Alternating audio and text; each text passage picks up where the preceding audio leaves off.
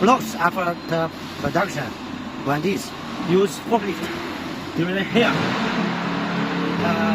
put here, and then during over here.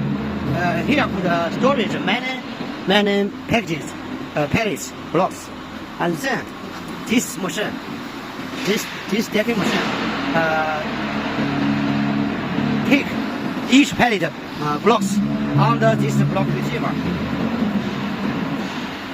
Then each pallet blocks with pallet to this area. Here have four location. 1, 2, 3, 4. Take blocks manually to this pallet. You can also use block clamp trolley. You can worker do this work, or use block clamp trolley do this work. Also okay. After make blocks in a queue, do this one. Fasten blocks. Then you can use forklift move those blocks over here like this. Like this. After remove blocks from pallet here clean. This area clean the pallet.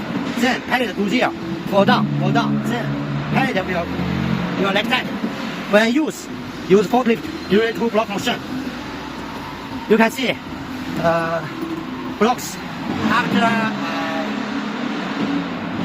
after fastened by the PP build.